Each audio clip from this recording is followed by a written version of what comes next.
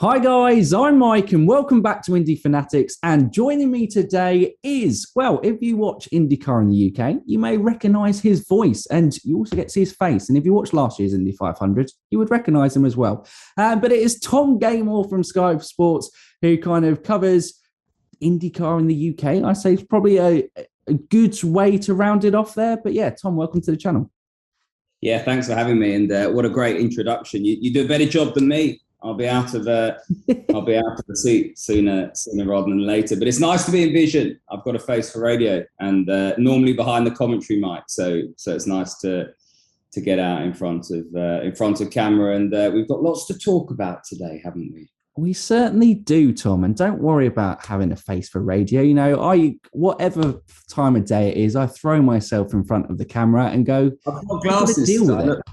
I look really intelligent glasses now. As well. Look, you've dressed up, proper, done your hair nice, and I've got my it wasn't in the wash, but I threw it on because I knew we had to go Indy Fanatics. But there isn't smell vision out there yet, so I think we're safe. Yeah, great branding, on point. Well, you know, if you're not going to promote yourselves, who else is going to promote you? That's what I say. Right. Well, anyway, let's start off this podcast with looking back at last weekend at St. Pete. Obviously, it was the season opener, and out the blue, I guess there's only really one way to start from FP2, really, when he topped the timing sheets, Scott McLaughlin. I mean, that was a fantastic weekend performance, not just race performance. Yeah, I think, Scott, when you look at practice, everyone always adds the disclaimer, well, it's just practice. But if you look at the time, that was the fastest ever time around St. Pete for an IndyCar. So that was a special lap. And if he was capable of doing that, was he capable of following on in qualifying? And what did others have up their sleeve? Well, the long and the short of it, no one had anything to answer for Scott's pace. And to actually carry out and execute what was a perfect lap takes some doing. This is a guy who's starting his second year. He was desperate to impress last year, didn't quite hit his marks on the road and street courses, but was blisteringly quick on the ovals. And he would have wanted to really kick off this second season on a high. And with that comes a huge amount of pressure. You put so much pressure on your own shoulders as a top line athlete. And he went out there and delivered. Now that, from a personal perspective, is unimaginably challenging. And then to beat, from a sort of tech and tack perspective, the other drivers on the grid. I mean, Colton Herta, just unimaginably quick around that St. Petersburg circuit. Will Power, 9 pole positions, holds the record around St. Pete, and both of those drivers were so quick all throughout the weekend, all throughout qualifying as well. And we went into that final shootout with all the sort of noise about them, as well. Power versus Herta, who's gonna lock out this all important coveted pole position? And it was Scott McLaughlin who took the pace that he knew he had, the pace that he delivered in practice, and delivered it right when it mattered. You only get one lap, really. So that, for me, was really spectacular. And then, of course, you look towards the race. Can he continue it? Where's this? Is it going to end in terms of what he's delivering? Is he going to feel the pressure? Is he going to tighten up? And he just didn't. And it was a weekend that he would have dreamt about for so long, from before he even sat in an IndyCar. That is the weekend that you dream about. And I think now we're going to see a much freer Scott McLaughlin. It's going to be ominous. And you look at what Pelot did last year, there's nothing to stop Scott, with the car that he's got, with the energy that Penske have about them, getting off to a strong start, really being a thorn in the side of what we thought would be the title favourites. Yeah, absolutely. I think the qualifying was an interesting one. So it was sitting watching and listening on the TV, and he was the one who had the last lap. He timed it perfectly. He was the last one across before, obviously, you couldn't get another kind of fastest lap or attempting for pole. And Power was on top of the timesheets, and he put in a blisteringly quick thing. Power looked good, but I don't know about you. They did, as he'd kind of progressed through that qualifying session, there seemed an air of inevitability about it. When green popped up at the start of that lap, I went, he's got it. He's got Yeah, absolutely. He was in the zone. He wasn't interested in what other people were doing. When you're an athlete, you sometimes, when the pressure comes on, fear outcome. You start to become outcome focused, and you forget about the process, and you tighten up, and you don't deliver.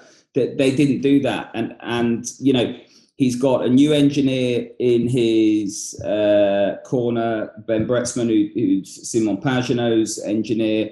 And they worked really hard over the winter months, spent a lot of time together, just chipping away at what would be the best approach for Scott. What's the best environment, the best plan of action to ensure that he doesn't tighten up, that he doesn't feel the pressure.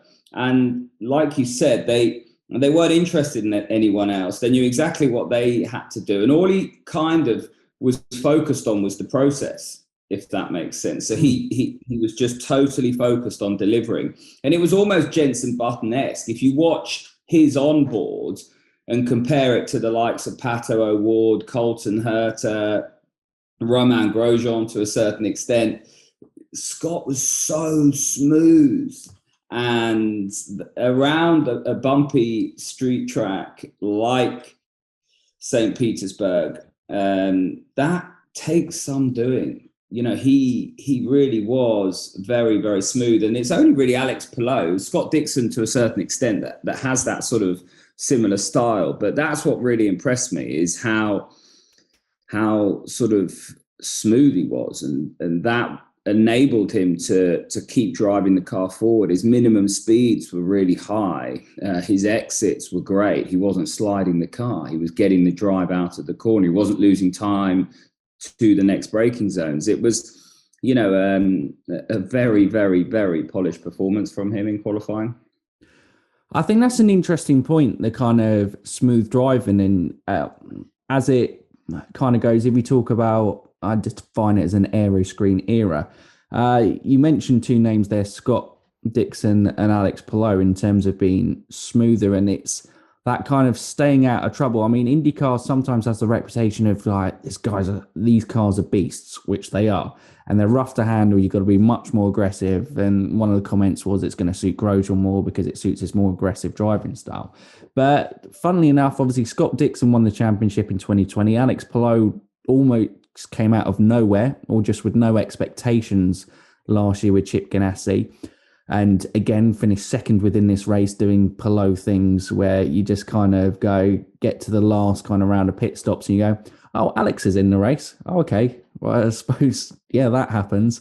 Just what we've come to expect from him now from last season. And Scott, I think that's the perfect way to describe it. It was just uneventful. I know sometimes it is easier to do uneventful when you are leading a race, but that caution didn't come at the best period for him.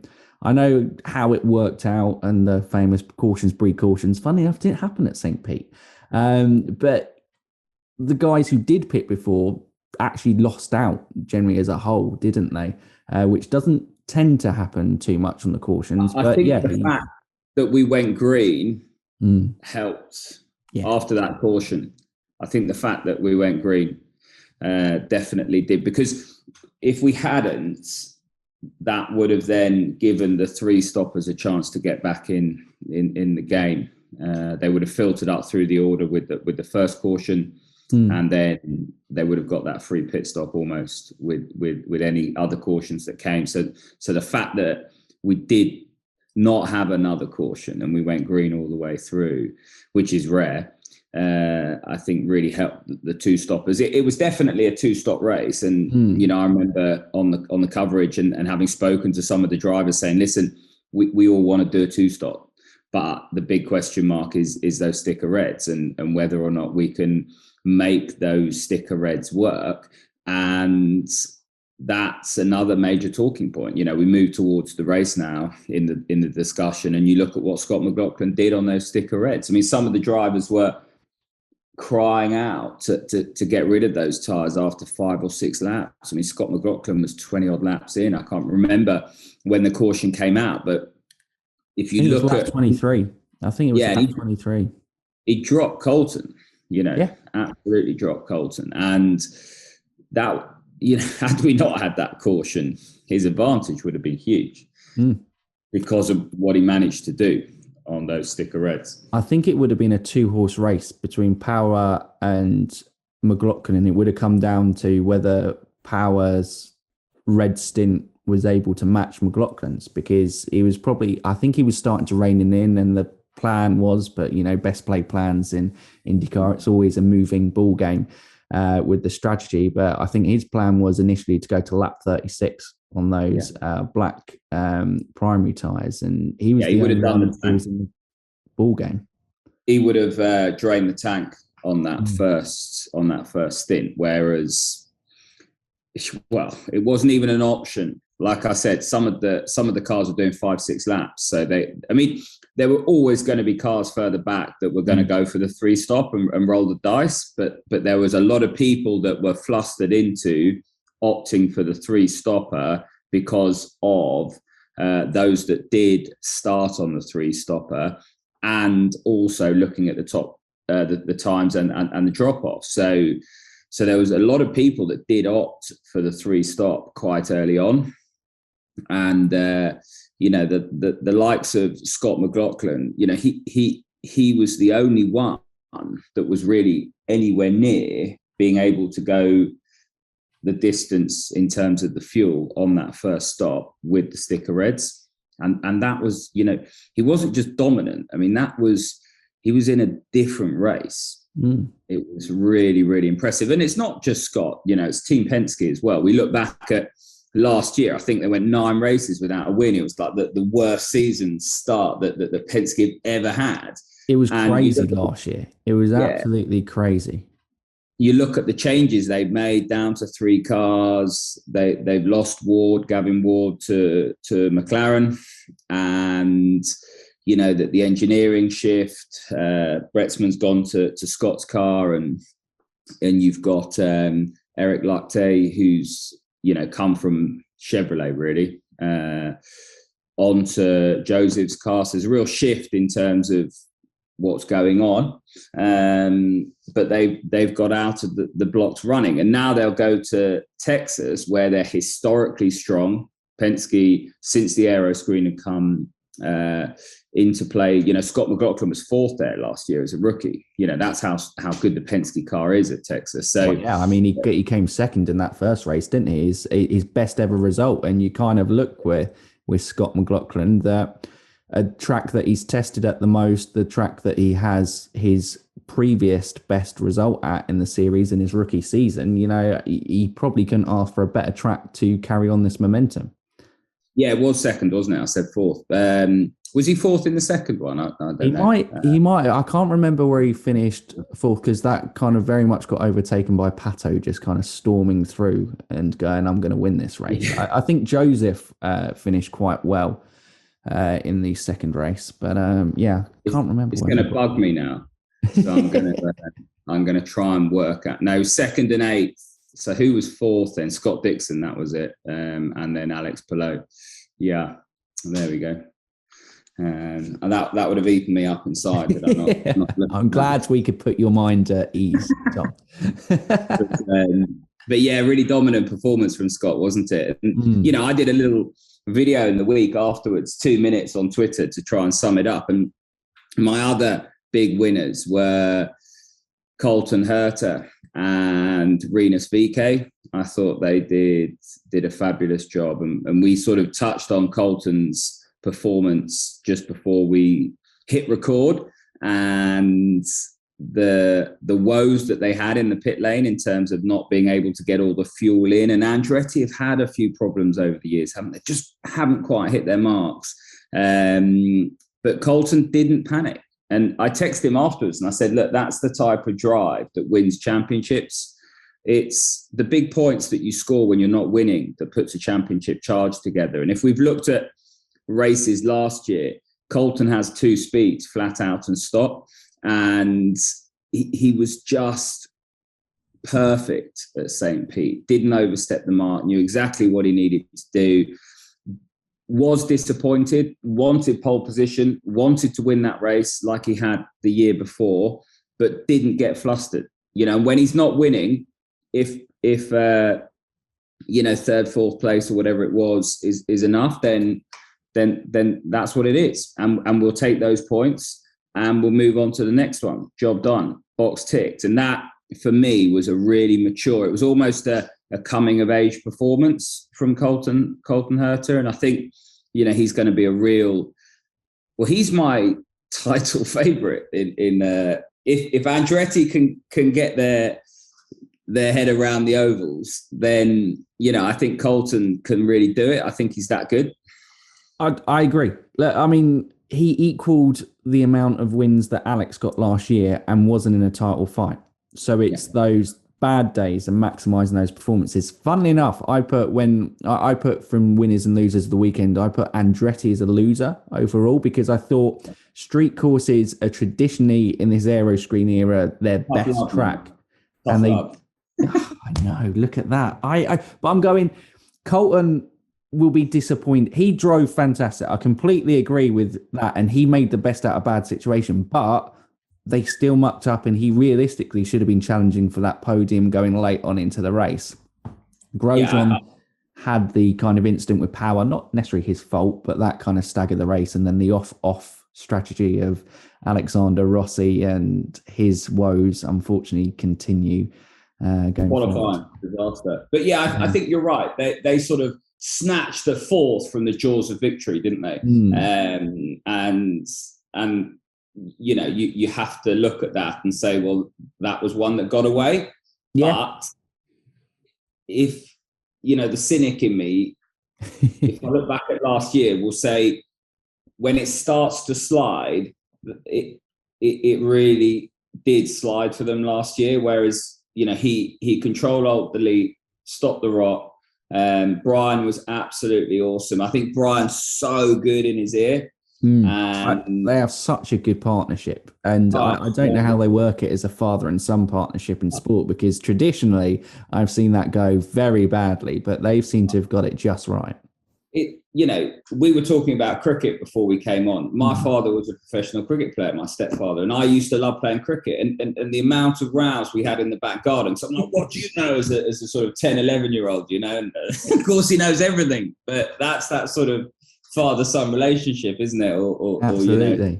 Mother-daughter, whatever. But it's so hard to take criticism from close to home, and especially when there's that sort of emotional relationship. But they just get each other, and the sort of love and respect that they have for each other, the bonds that they have, and the trust that comes from that bond is, it's awesome to hear. Like I'm sitting on the edge of my seat buying into what Brian's saying, because he's like, yeah, but you're sitting on the edge of your seat, I'm sitting on the edge of your seat, and Colton is the most chill guy in the world. And that's probably why it works, because I think everything could be burning around him. They're like, it's probably not good, is it? No. And he's got time for everything and everyone. He's so laid back. He'll jump out the car after warm up and just send a voice note like, hey man, like, he's just not tight. Like, he's just got time for everything. And I think that's going to be, one of his greatest strengths as he goes on, because, he has all the ability in the world. I always say that I was working at Carlin when he was teammates to Lando Norris when they were doing F4. And, Lando will be the first to say, when Colton was on his day, he was just blisteringly quick. I mean, just unimaginably fast. And he just lacked that sort of polished, complete product that Lando was at that stage. And Colton was just this young, skinny kid from America who didn't really know what he was doing, but he could do it very well. Yeah. But that was really difficult for him to learn the tracks, win, challenge for a title, do all of the things, because he had so much learning to do. And then, that learning now is starting to pay dividends, and he's not lost one iota of the pace that he has. And it's Max Verstappen pace. When we look at Formula One and we go, crikey, how did Max do that? There's just that sort of Ayrton tenth that other drivers just don't seem to possess. And people will be like, wow, he's going over the top now. But I actually believe that Colton has that. I think he's that good. No, I agree. I think the performance that epitomizes that is obviously Nashville last year, where literally he was almost a second clear in qualifying, wasn't he? And in, for IndyCar, it's not necessarily, it's still impressive if Lewis does it. You're within Formula One types thing. If you do it within IndyCar, where the kind of variables, they're all so close. Qualifying timesheets throughout the year, it's generally, you could have 2 or 3 tenths towards the top 10. This guy was clear of second by that much. And he just had so much pace, and no one had any idea what to do to him. He just, it's the biggest mystery how he lost that week. I mean, cautions just work out in his favour. I was literally heartbroken, but you could see it happening. You could see it happening. Yeah. And I remember doing the Le Mans 24 hour for the bikes, and they stuck MotoGP rider Randy DePugnier on the Kawasaki, and he was just in a different league. Yeah. But he was a crash waiting to happen. I mean, you could just see it happening. You were just thinking, this is a 24-hour race, Randy. What are you doing?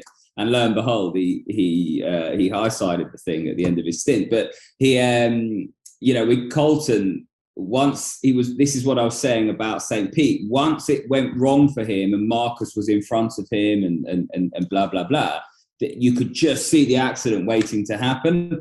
And you're like, oh gosh. He's either going to win it or bin it.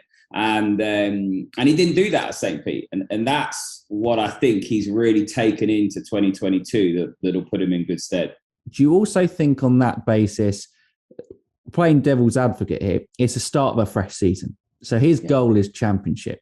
By the time we got to Nashville, he wasn't out of the championship, but he knew that second places maybe weren't going to be enough. I've got to win races. And he was like, I'd rather go out giving it all and crashing on that aspect and getting the win rather than, maybe playing it safe and doing the championship game. Unfortunately, for what had happened previous in the season up until that point, he couldn't necessarily afford to play that safe game. Whereas St. Pete, he's like, no, this is the championship charge. I've got to make sure I finish this one and not get into Joseph Newgarden, who spun on the middle of the track at Barber. I think there's an element of that, but I honestly believe he has 2 speeds. He is flat out and stop, and anything in between doesn't really compute.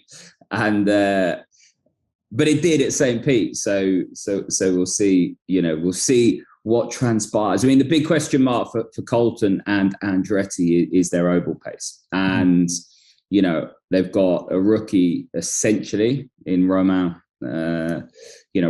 He's going to bring a huge amount to that team, and his professionalism, his insight, his processes, his attention to detail, his speed, that's going to push Andretti forward. But the ovals are very different, and you've got Alexander Rossi there, of course, who is the voice of experience, but they have lost their way over the last few years, and they're going to have to get it right on the ovals in order to put a championship together. So it'll be interesting to see what happens in Texas. Historically speaking, Scott Dixon goes very well there. So the Honda, Chip Ganassi, they're going to have a good car. And we know that from Chevrolet's perspective, Pato got his first win there last year. The McLaren's a good car on the ovals, and we know Team Penske is going to be a really strong package. So it'll be interesting to see from a big team perspective and a manufacturer perspective who can get it together. But if you look at the big teams and who struggled, it has been Andretti, and now you've got Rahal, Letterman, Lanigan, and they're putting their hat in the mix. Meerschankar up to 2 cars. It's going to be interesting to see who pushes into that sort of that big 3. Who's going to do it first? Is it going to be McLaren? Is it going to be Rahal? Is it going to be Meerschankar? Is it going to be Ed Carpenter? Which team's coming for the big 3? It is fascinating, isn't it? If you think on drivers only basis, you think Rinus, VK and Pato are the ones that just have that raw speed that on anyone's day they can beat anyone, and it can kind of come together. I mean, like Rinus winning against Grosjean, I know it was still Dale Coyne Racing, but that performance that he put in at IMS for his first win was superb last year. And obviously he drifted off in that back end of last season, but he looked like he's back.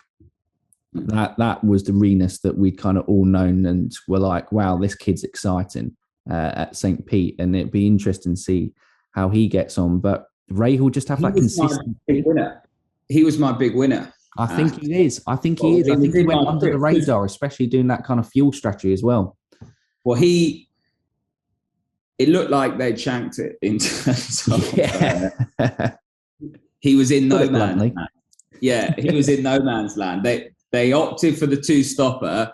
They didn't make it. I mean, those 2 laps before he pitted were painful to watch. I mean, it was, he was on like concrete tires, and so they're in no man's land. They didn't go for the 3-stopper to make it work. They tried to do the 2-stopper. That didn't work. They're in no man's land. And then he magically put together that stint. I think they did like 4, they did a huge amount of laps, made the fuel last, not just the tires, made the fuel last. And only really Scott Dixon managed to do that. I think did 41 laps, Scott. So, yeah, Rinus VK did a great job. And, we talk about Alex Palou going under the radar. I dismiss Rinus VK. I was like, well, he's in no man's land now. That's day done. And then he sort of reappeared. So that was a really, really good performance from. And he only really lost it at the end because a large part of that last stint he was running 4th. It could have been an even better day for Rinus VK. Yeah. But so he only very lost out at the end. Yeah, I think Scott, Palou, Herta, and VK were my winners there. I think. Who are your losers? Who are my losers? Well, I think an obvious one is Joseph Newgarden. I said in our kind of review that, if you had asked IndyCar fans in a poll, there's going to be 2 out of 3 Penske drivers. The highest ones kind of voted, I would have said, would have been Newgarden and other, to who would have made that podium. And it was Power and McLaughlin, and Newgarden just was not in the picture. He wasn't in the picture all weekend, really. Yeah. It was crazy. And the track that he's so strong at. I spoke to Jack Benyon before the season, and we both agreed that we'd never seen Joseph Newgarden as bullish as he was. He looked so confident in his persona, but just you really believed what he was saying. It was, this is a guy that's got everything, all the T's and crossed and the I's dotted, and knows what he's doing, and was super confident. And he just looked out of sorts in the sense that I don't think it was that he was struggling personally. It was the fact that Scott and Will were so far up the road as well. Yeah. And that genuinely hurt him. And he's got, for the first time in 5 seasons, a new engineer because Gavin has gone to McLaren. So he's got to control alt delete and bounce back coming into Texas. Texas is somewhere that Penske and Joseph go well at, won in 2019. So it'll be interesting to see, but yeah, he was really out of sorts. And then he just tumbled down the order, didn't he? And the other one's Alexander Rossi. But I think for Rossi, he was never in it. It kind of went wrong from the start. How sad is that to say? It just gets, and I think we spoke about in our pre-season. This is a huge season, I think, for Rossi. He's in danger of being a forgotten man I think if the season continues, if he has a third season in a row, and funnily enough, this track in 2020 was the epitome of where it went wrong. He could have salvaged that 2020 season with a win at the end of the year in that season finale. But was that when he stuck it in the wall? He stuck it in the wall. Was that when he stuck it in the wall? Stuck it leading. No one close. No one near. All he had to do was bring the car home. And out of nowhere, just binned it. And it's summed up his luck, really. I think he's definitely feeling the pressure. He's a free agent at the end of the year, and he was the spearhead of the silly season of the drivers' market a few years ago. And when he didn't get that Penske deal, he's never really looked the same.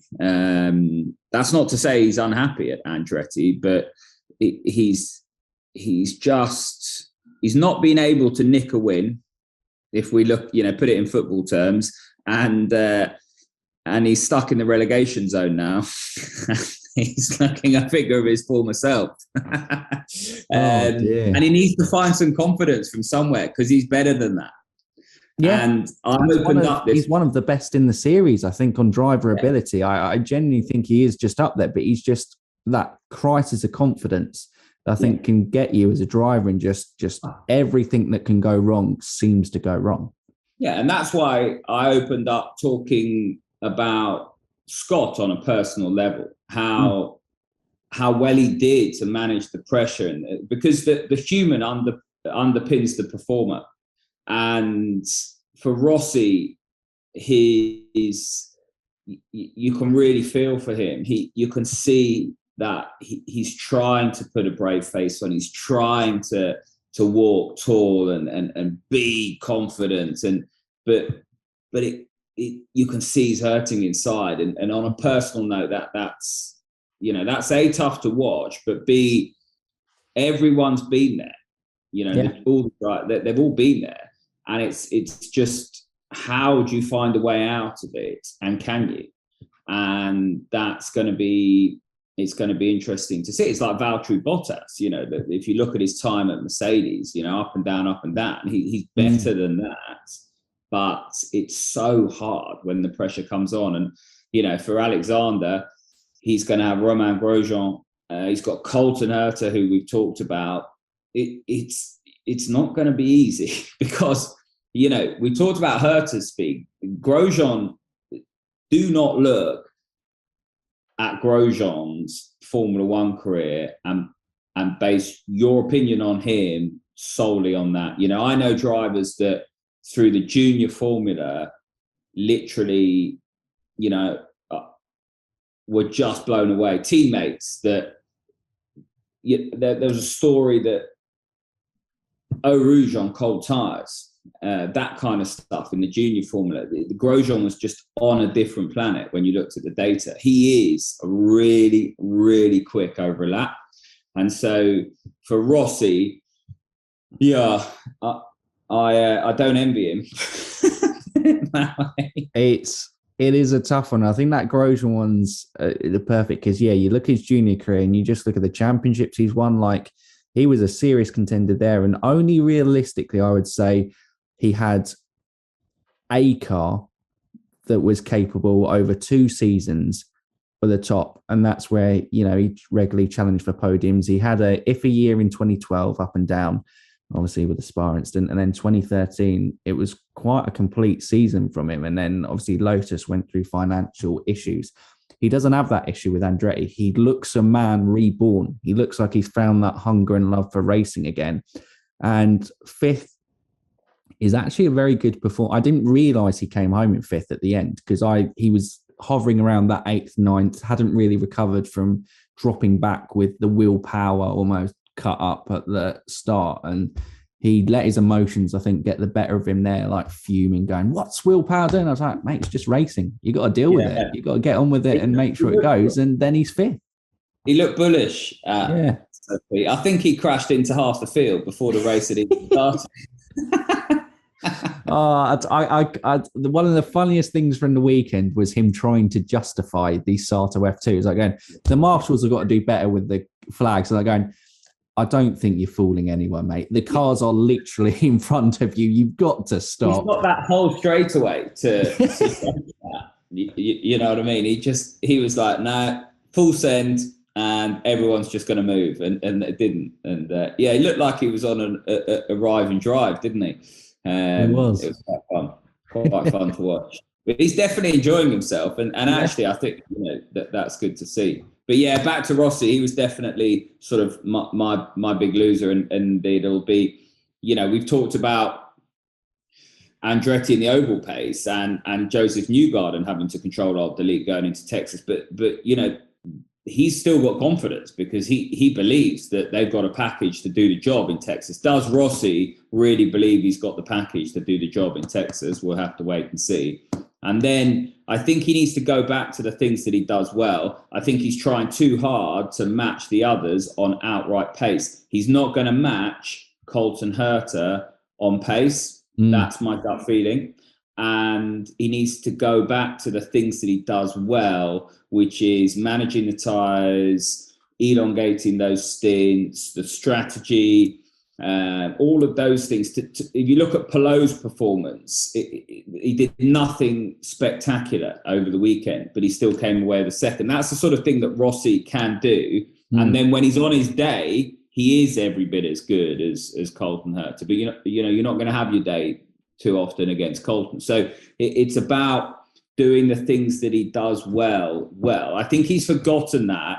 He's felt the pressure, and now he's trying to do the things that, people will go, well, you're lacking a 10th against him. You need to find a 10th in qualifying. Well, he's now concentrating on all the things that he can't do well. Yeah. And forgetting the things that he can do well. And you'll know from your coaching background, actually, you've got to underpin your performance on strengthening your strengths. Absolutely. As opposed to solely focusing on the things that you can't do. Just do the things that you do well before you try and attack anything else. Absolutely. You always try and improve, but you've got to tackle those strengths. And for him, I think for Rossi, it's not, look, Colton's regularly going to be competing for the Fast Six. I think at this stage, because qualifying has been so poor over the last season, it's just give yourself a chance, regularly get into the Fast 12, because if you're outside that Fast 12, you are always fighting an uphill battle. And those things that could go wrong, the likelihood of them always go. You always have to take a higher risk strategy to try and get yourself back into the game. You're always having to do something above and beyond. If you just get yourself, and that's what Palou and Dixon are so good at, they're not great qualifiers. I mean, on their day, they can both be very good in qualifying. And, like Dixon on an oval is very good on there. And Palou, I think, was it at Portland? He pulled out that pole position when he really needed to at the back end of the season. They on their day, they can get the lap in, but they consistently get into that Fast 12 and gives themselves a chance in the race that they can maximize the bad days. And that's what you have to be for a championship contender. And Rossi's, he's not given himself the chance to maximize those bad days because it's too consistently, like if you get out the Fast 12, it's a lottery ticket. You could be a couple of tenths off and suddenly be down in 18th, isn't it? Yeah. With the way that it works with the two groups. And I think there were times when Rossi did qualify well and put performances together last year, but he was going for gold once he got in that position, as opposed to playing the situation, playing what's in front of you. If Colton had gone for gold at St. Petersburg, he might have thrown it away, but he didn't. He just played the situation. And that is something that, I think Alexander's feeling the pressure that when he's in a position, he needs to convert. And that the only thing that's going to suffice is a win. And actually, it's not like your fourths and your fifths. That's if you start putting those together, the wins will come. Yeah. But he's not there yet. So it'll be interesting to see what happens. Yeah. I suppose the last one around on St. Pete, and then we'll look ahead to kind of a few more kind of newsy related items. It'd be interesting your take. I put in the last loser I put in for the weekend, which I think kind of went under the radar. I'm not sure on his strategy wise where it went. You may be a little bit more informed on this one. Is Conor Daly. First full-time season, with Ed Carpenter Racing. VK, that strategy all went wrong and managed to go P6. I think, generally as a whole, it's probably a Rossi Herta situation where, Conor, on a kind of a lesser scale, Conor hasn't obviously had the highs in Rossi's experience within IndyCar. But, it's a big season for him with Ed Carpenter putting that faith in that full-time ride. And 23rd, I think it was, that he came home in the end. It was around about there. And to be so far off your teammate, it's not the start that he would have wanted to this season. No, for Conor, he'll be disappointed, but he needs to... You don't get any time in the car pre-season. You get like one day. And he's had such a bitty couple of years. He's hardly had any seat time. Conor's strengths are definitely the oval. He'll go to Texas and he'll be absolutely buzzing for that. And because he won't have to start from the back for once in terms of because he's with one team, his championship position, it goes in. But he'll have a real start upside down. He's the only driver to start a race upside down. Wasn't that last year? Oh dear, that poor. He doesn't want to start upside down, but yeah, definitely he'll be looking forward to Texas. Listen, we can't hide from the fact that he probably doesn't have the outright pace that Rinus does on the street and road courses. And so you can't criticise him for that, because I think Rinus has every bit the potential to be a once in a generation talent. You could easily see a Rinus in a Penske in a couple of years' time.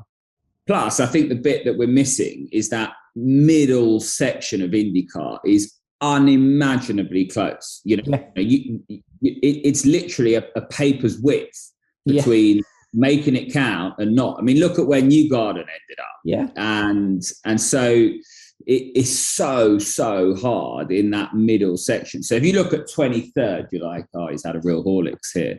But actually, if you look at the slight margins, between like an 11th or a 23rd is so slender. And he got the fastest lap. He got the fastest race lap. And I think that's the thing with Conor. He's always got that pace, but it's just consistently putting it over in a full race package, I think, where he's struggled over the years. But like you said, being in and out of teams, being part of one team and another, with obviously Ed Carpenter and Carlin over the past couple of seasons, and part-time seasons, I think, with Foyt before that. And, he's never had someone go, you know what, Conor, we believe in you. You're our guy.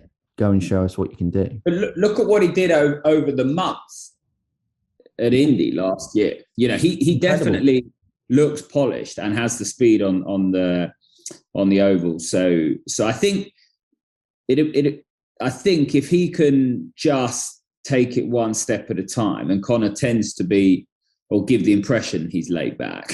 If he can just get some mileage under his belt on the road and street courses and just chip away at it, then I hope he'll be there and thereabouts. I mean, he cooked himself at St. Pete. He was driving around with his visor open because it was so hot in the car. Unbelievable. So he might need to work on some fitness, but you don't have any time in the car, and you can do as much as you want in the gym, but there's no substitute for match fitness. But I hope one thing I admire with Conor is he does it with a smile on his face, and so often when you talk to athletes across all sports, the one thing they say at the end of it is, I wish I'd enjoyed it a bit more. And it sounds silly, but you look at Rossi, for example, he's not enjoying it. And he's got one of the greatest jobs in the world. And one thing with Conor is he looks like he's enjoying it all the time. And I kind of admire that. And I think that's why you kind of root to want to see him do well, in terms of, he's a guy that you look at and you go, I really hope you just catch a break and you just get a bit of momentum. Like, even at Indy last year, he was leading, he got the biggest cheer, didn't he, being a hometown boy. Leading a race, and then the tyre of Graham Rahal kind of pretty much stuffs any chance of getting a decent performance in that race and you go, when are you going to catch a break? He's been unlucky, but he caught a break in that nightclub in Las Vegas, and he's got his deal this year, and so very true. Let's see how it goes on. Absolutely. So I think, funnily enough, relating probably to those two drivers, helping him in that Indianapolis race with the tyre, the Aeroscreen, and Rossi has been one of the big drivers, I think, who has struggled adapting to the kind of weight balance issues of that Aeroscreen. If you look at his championship positions before and after the introduction of it. Will Buxton obviously had a tweet go out. I don't think Will was trying to be anything controversial, but bless him, he gets jumped on as always. And yeah. If you stick your head above the parapet, you're going to, everyone's going to have a different opinion. Absolutely. But it was saying he spoke to some drivers, as it appears now, as all the ones that have replied, being, you didn't talk to me, of thought that the Halo was a better option than the Aeroscreen, but others think the Aeroscreen thing. For me personally, I think IndyCar has always understood with the higher death rates. I would say that it's had probably to more other motorsport. It has to take safety very seriously. And obviously with that latest one of Justin Wilson, I think the Aeroscreen is a product. Well, it is a product of that. That was the kind of main impetus of that going forward. I think it's the best fit for IndyCar. And the Halo may be lighter. It may work better in with a car and be easier to put in. But I think the Aeroscreen just has to happen for that driver safety. Yeah, I think for me, the Aeroscreen, I won't say makes more sense, but it aesthetically, it's quite cool. It's like a far plane, isn't it? And also, if you look at the Felipe Massa incident at Hungary and all the things that could happen in terms of push rods and all kinds of different things that can come into contact with a driver's head, then the Aeroscreen is more complete. Nothing's going to penetrate that screen, and then it protects in the same way that a Halo does because of the strength and the structure of the you know what it is, and so it's great.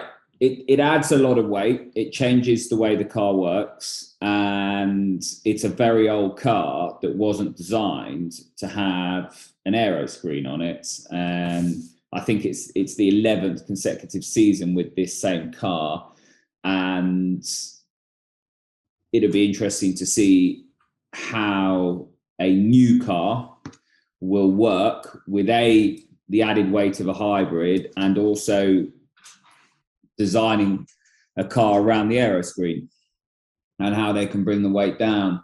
The one, obviously, from a performance element, it's added more weight, and there's a discussion between, well, have Andretti not got their head around it, or is it the Andretti drivers that have not got their head around it? Well, there's a discussion around that, and depending on what side of the pit wall you're from, you'll side towards the engineering or the drivers or whatever it is. But also they need to address the cooling in the cars. I mentioned it with Conor that the drivers are getting cooked, and it's so unimaginably hot that it's unpleasant. So they need to do something with that. And we'll wait to see. But I think you can't really judge the Aeroscreen until we have a new car where the Aeroscreen becomes it's the car's designed around the Aeroscreen effectively. Yeah, I think the DW12 chassis at this stage has become a bit of a Frankenstein car, where it's bolting every sort of kind of safety feature on as new things develop and go from there. And it's now going, I can't. And I think I saw Marshall Pruitt's recent article with, he kind of interviewed a few of the guys on the pit wall in the talks of obviously the engine being pushed back and the chassis, a new chassis coming in. And I think to upgrade the DW12 with the hybrid engine, again, with all the other stuff, is another 250k per car. And if you were to do a complete new chassis, then it's roughly somewhere, they haven't got exact figures, but 400,000. And it just makes sense now that IndyCar, I know they try and limit the cost. They want to make it attractive for new teams and everything to come in. But at this stage, for the drivers, for the racing product not getting too affected, it's got to have that new chassis introduction in 2024 would make the most sense. There's, for me, they need to bring a new car in, not just a hybrid. I understand why they want to go down the hybrid line, because it's attractive to sponsors, it's the carbon footprint, it's step in the right direction, but delaying it makes perfect sense. And if you're going to delay it, let's bring a new car together, because this car will then be in its 13th season. It's just too long. I mean, it's like the old 3000. Do you remember where it just looked the same forever? Yeah.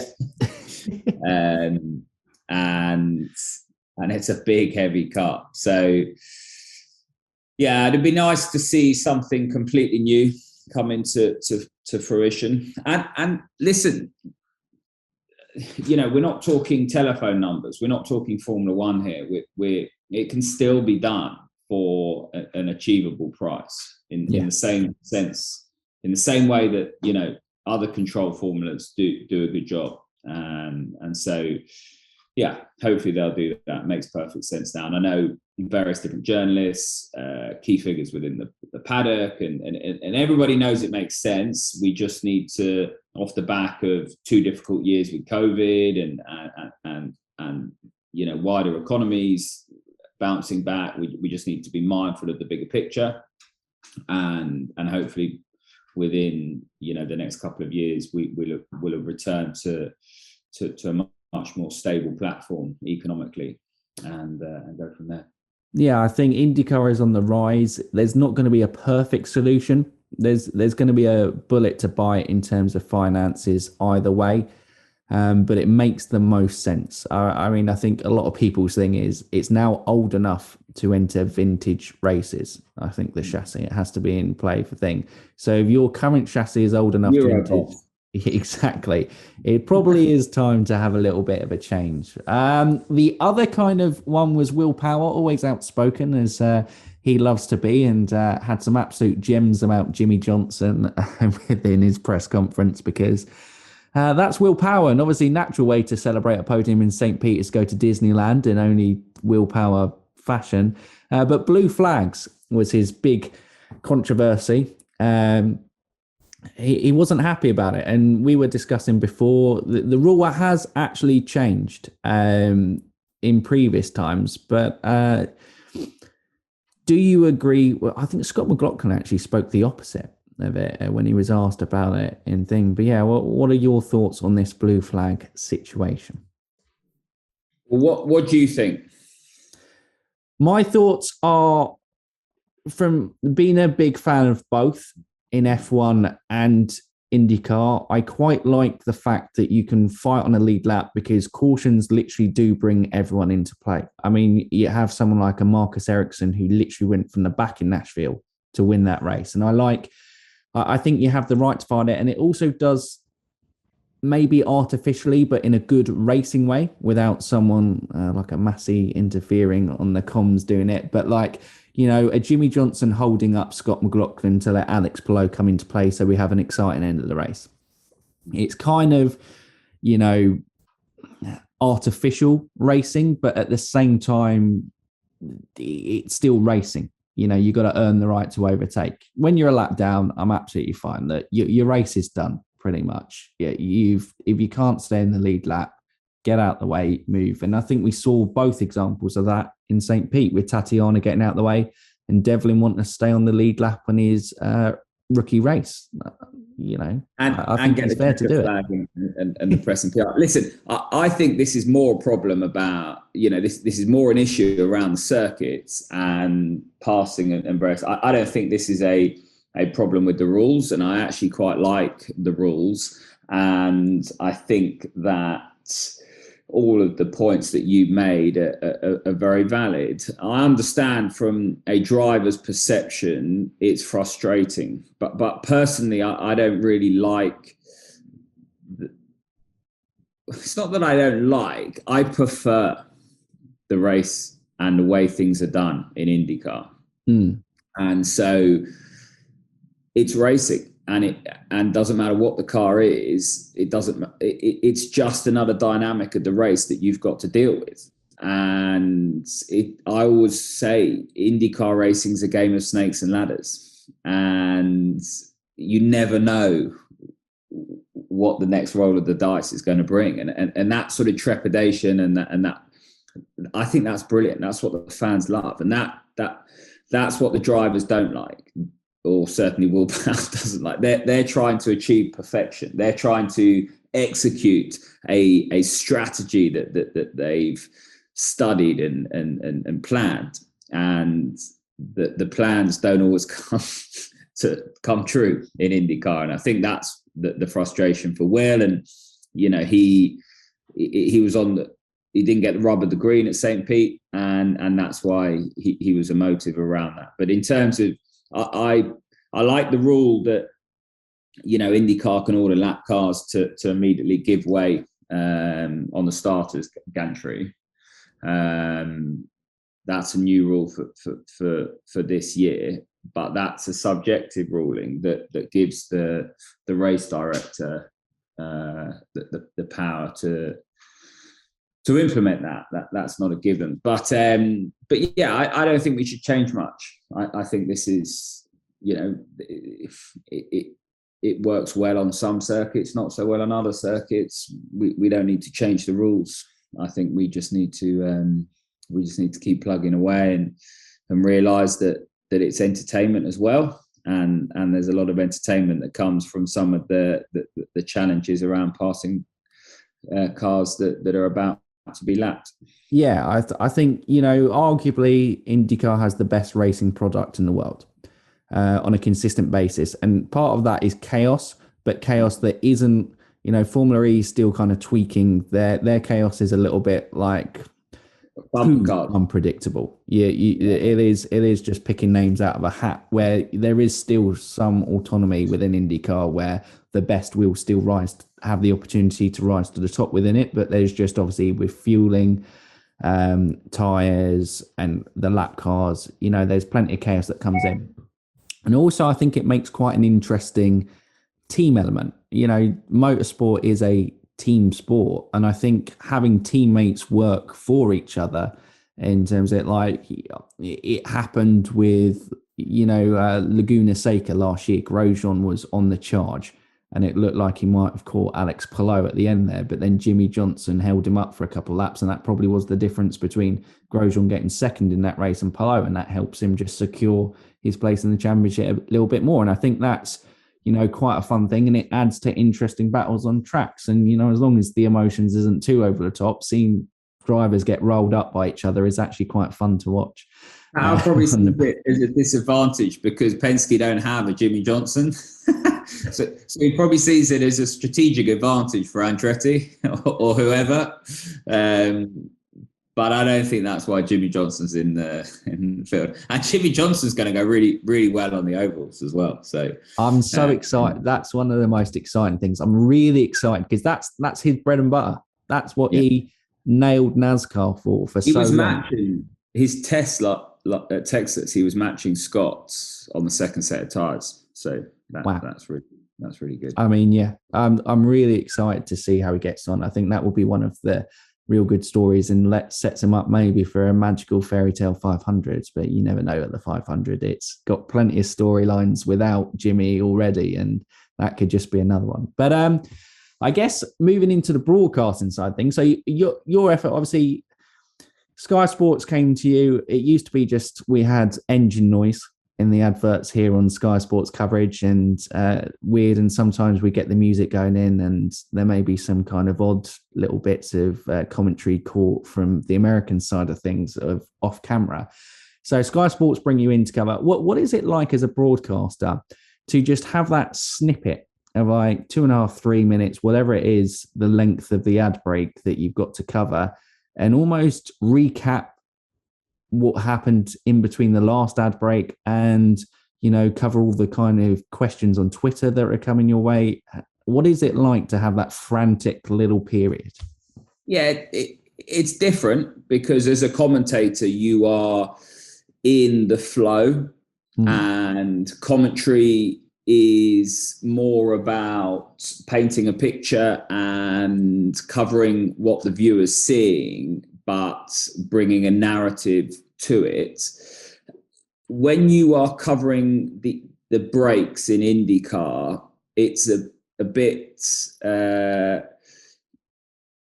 discombobulating in the sense that it's that there's no flow to it, and you know that when there's a caution, there's going to be a lot of breaks. I think we had 15 breaks, green flag breaks in St. Petersburg. So, and you don't know when they're going to come, and that can catch you out because you've got an idea of what it is that you want to say, because it's not, if you just picked up on the commentary, it wouldn't work. So you've got to come in with a slightly different slant, which is to almost review and preview what it is that's happening, add something to the broadcast, and also try and utilize the hashtag and social media to bring the viewers in, to try and promote the coverage online, and also to try and, you know, generate some interest within the audience. It is hard. There's one set of eyes. So not only are you trying to have a conversation with yourself, you're trying to be across absolutely everything. And that is so hard. It's hard enough watching the race, being across different things, looking at the data that we have available to us in terms of who's on stickers, who's on used, who's on the reds, who's on the blacks, to then look at social media and try and pick up on themes, to then have the open gallery, so to have the American talk back, to then have my AP Neil Wooding in my ears telling me when we're going to come back, and it's not all, because it's not a clean world feed, it's not serviced for our needs. So we might not get a count of 30 back to the break. We literally might get a break 5 4 3 2 1, or hand back 2 3. You know, like it's really hard. So it's really fraught, and there's so much going on, and just I don't know, a 20-minute window filling in however many breaks over a yellow or whatever it is. I think we had the yellows. They threw 3 breaks, and then normally you're going to get a break over the green. Straight away, they went to another break after the green. So you'll come off the back of the yellows thinking, right, let's, you know, I've used a lot of material here. Let's get my head around the race. Because all the time that I'm focusing, talking to you, looking at things, it's like time out. I can't digest new things that are happening. I can't pick up on the fact that someone's dived into pit lane or someone's done. So I need to Control Alt Delete and try and pick up the theme again. And they went straight to another break, and I'm like, whoa! Like, it's like, whoa, they're going again, 5 4, and you're like, oh, I don't have anything. So it is really hard, and you do come out of that thinking, what just happened? You know, that it's and it's hard. You know, there's so much that you miss, and you know, at the end of the race, you know, you're trying to pick up, and sometimes I watch it back again because I'm like, I didn't see that, you know, and so yeah, it is hard, but I really enjoy it. And I started off my broadcasting career doing an IndyCar race for Sky with Christopher Tate and Keith Ewan, in the studio, however many decades ago that was, and so it's wonderful to be back, and you know, massive thanks to Sky Sports F1. I think Neil Wooding and the whole team, because they do a wonderful job, and we've been trialing new technology as well, which created a few problems last year, and you know, the whole team has worked really hard to make everything work. So yeah, we're looking forward to this year, and we'll cover every single race, and hopefully, do another studio around the 500, which would be great. And yeah, it's certainly, and it's certainly the one I look forward to almost the most, because I absolutely love IndyCar, and that's no disrespect to the other championships and series that I cover, and I'm so immensely lucky to be involved in all the things that I'm involved in. But IndyCar will always hold a special place in my heart. I never raced in the States, but it was my first foray into broadcasting, and I always grew up watching it, and so it's wonderful. In the same vein that watching the Super Bowl is awesome, and the pomp and ceremony and the show and everything that the Americans do to bring the racing to life and the event to life is awesome, and I absolutely love it. Absolutely. And I think that's kind of what's enthralled us a little bit. And would you feel like want almost Sky Sports to take a lead in coverage themselves and have like a commentary like we do, watch alongs where it's just basically people watching me and my brother Stephen kind of doing the commentary as we go? And obviously we have to mute the TV, because if we pick up anything, you're going to get copyright strikes or whatever. And so obviously we have that bounce off each other from there. It must be tricky as well, being obviously you've got your director and stuff going there, but being the lone man on the mic and just going, car.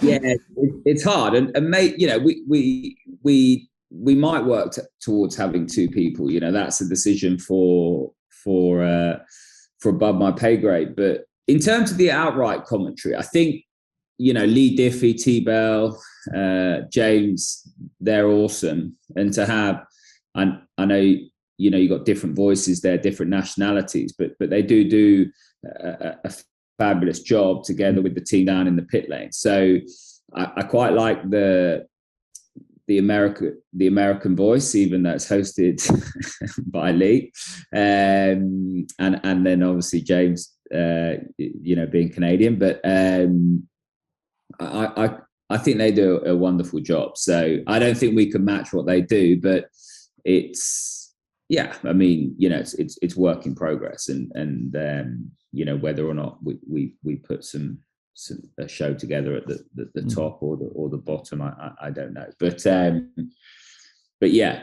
it certainly needs the gaps filling, that's for sure, and we've done that, and I'm fortunate to be doing it. Yeah, I think it's been a kind of a fantastic kind of boost for the sport, and that probably leads on quite nicely to kind of last sort of topic we'll discuss, which is IndyCar in the UK. Obviously, we started watching the series full time. Funny enough, COVID was one positive to come from COVID was from us. F1 fans, for as long as can remember, had our other channel, F1 Fanatics. Everything was there. COVID hit, and I was told that we did an interview with, I think, a podcast, and he was like, "You've got to watch IndyCar. Like, I love F1, but IndyCar is the thing. You've got to watch it." And I was like, and so suddenly the first race of 2020, Texas is there, and I watched the oval, and I went, "Man, this isn't just racing around in circles. This stuff's good."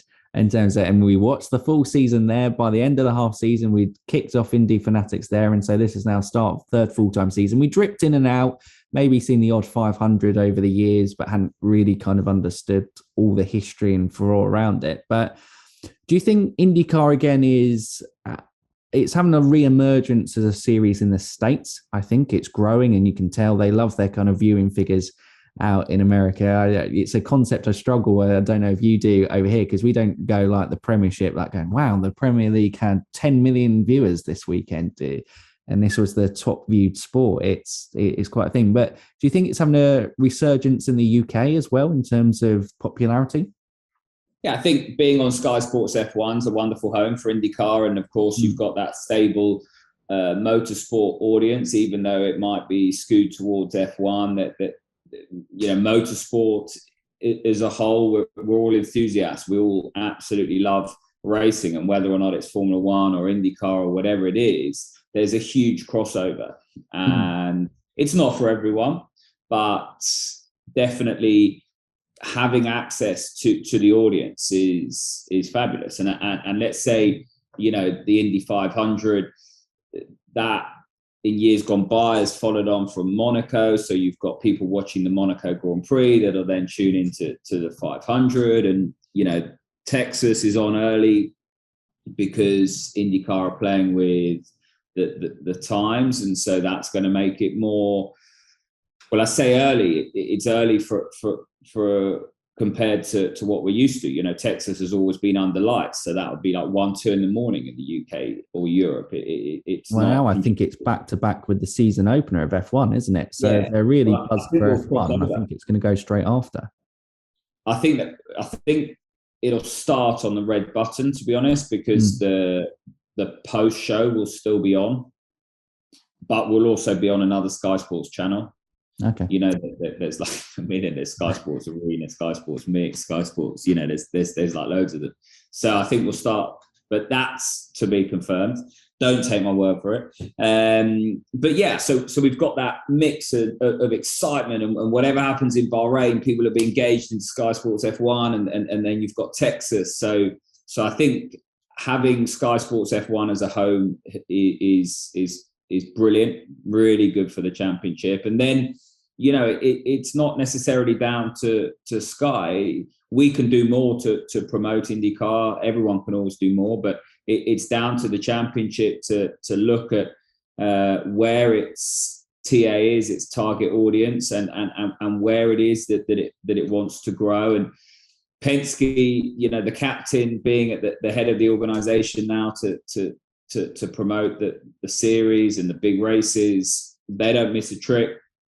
Very business minded, and so I know that IndyCar will look to grow as they are reaching a stable point in it. Because I won't be as dramatic as saying it was rescued, but IndyCar over the last couple of decades has been pulled from pillar to post, whether it's the Champ Car, the split to RL, to this, to that, Champ Car going, you know, Indy Racing League becoming IndyCar. And it's been a really difficult time.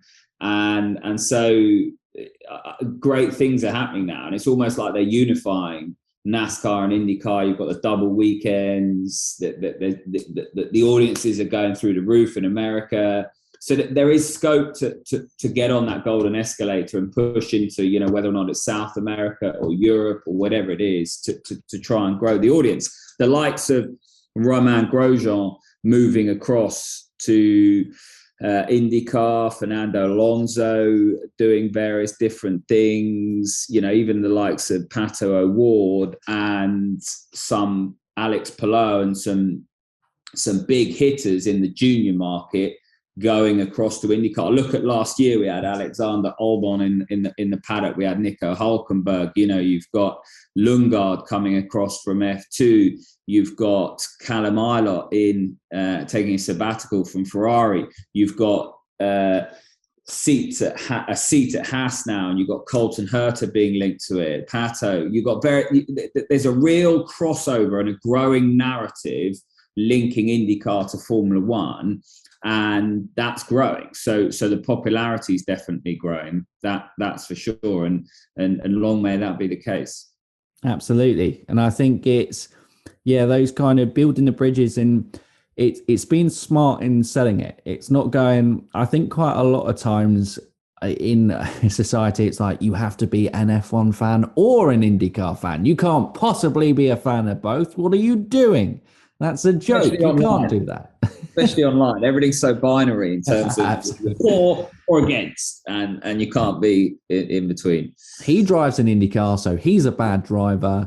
He drives an F1, so he must be a great driver. Even Latifi could easily walk the IndyCar championship because he's an F1 or whatever in terms of it. But yes, it's pitching it as, you know what, it's motorsport. It's great. More racing, brilliant. You can enjoy it. It's like you can watch multiple different kind of football leagues, football teams, your games, whatever you want to do, or NFL, you know, games are spread across the globe now. In terms, obviously, we have kind of regular fixtures over here for the NFL regular season, and it's Yeah, it's building that bridge, and I think it's slowly getting there. People are starting to go, hang on a minute, there are good drivers outside of Formula One. Formula One is the pinnacle, and there's brilliant drivers there, but due to a lot of things that are sometimes out of control, drivers' control, it isn't maybe possible to get there.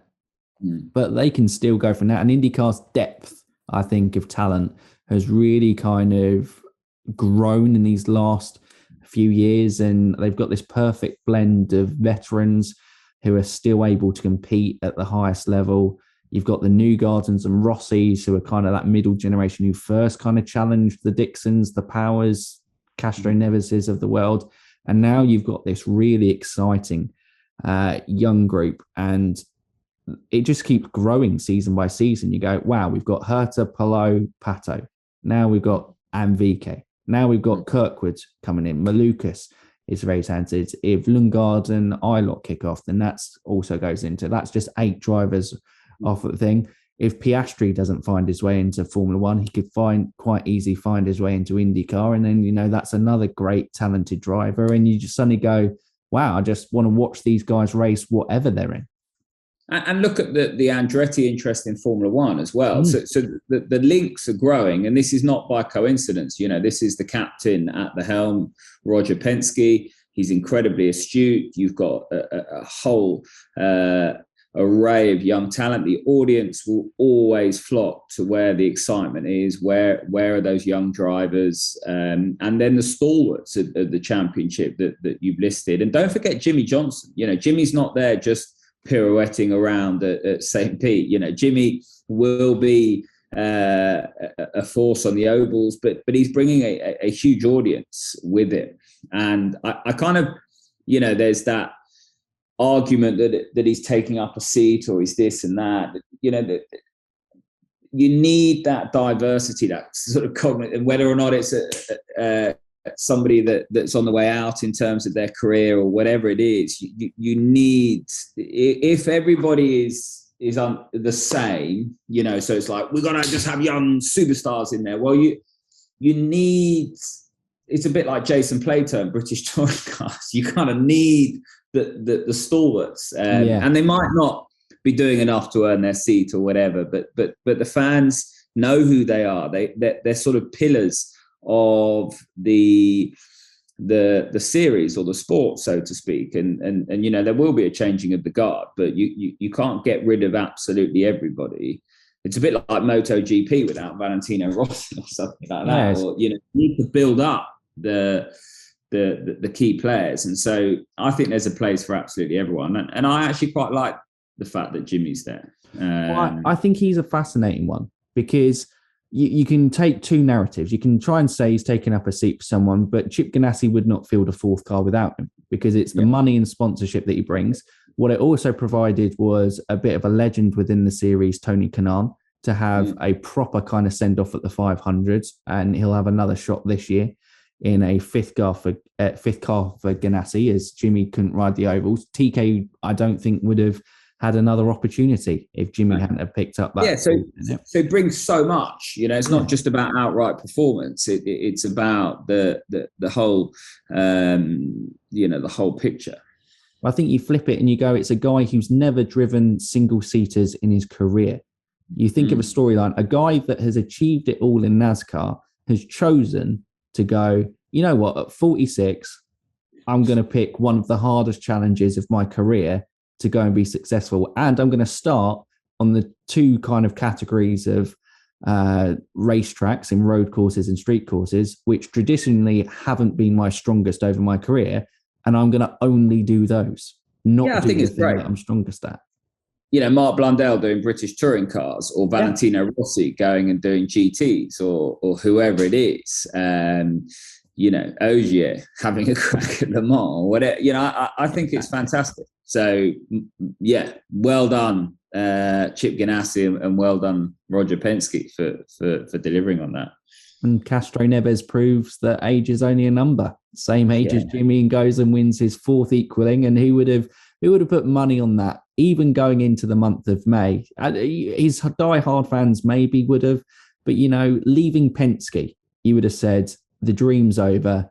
3's incredible, but he's not going to get 4th, and then pulls it out the bag. And yeah, just incredible. And Meerschaank growing. I mean, yeah, absolutely. He might not have a smile on his face too often this year, because I think a full season is difficult for Helio. But look at Simon Pagenaud, who's full of life at St. Pete. But Castroneves will be eyes on for the 500. And IndyCar's great. So many different stories. So.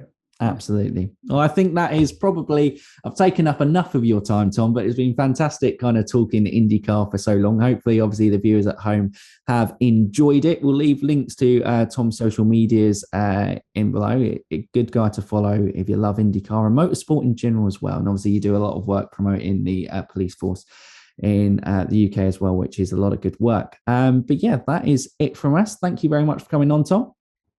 Thank you for having me. And let's do it again sometime, maybe at the end of the year, and we'll see who has managed to push ahead and claim this season, because there is a handful of drivers that are capable of doing it, and you'd be a fool to put all your money on one of those right now, because it's going to be a vintage year. I think so. We discussed, could it be as good as 2021? And first signs are yes. But we'll wait and see how that develops. But how we end it here, Tom, is we kind of go for, I will say, so for now, you Indy fans, and our kind of trademark is I go off on like an elongated keep racing. And so we get the guests to kind of join in at the end. So are you in to kind of tell our fans to keep racing at the end? Are you up for it? I'm in. You're in. Okay, so the cue will be, I will go, so for now, you Indy fans, and then we just go keep racing. All right? Okay, I've got it. You got to compete with the big hitters, the Pagenauds, the Hertas. They've all been on it. They thrust it. Pagenaud won an Oscar for it. It was that good. But go for now. But right, yes, that's it for today, guys. We hope you enjoyed it. So for now, you Indy fans, keep racing. Got the arm action in there as well, Tom. Look at that. I was going to do like a bolt.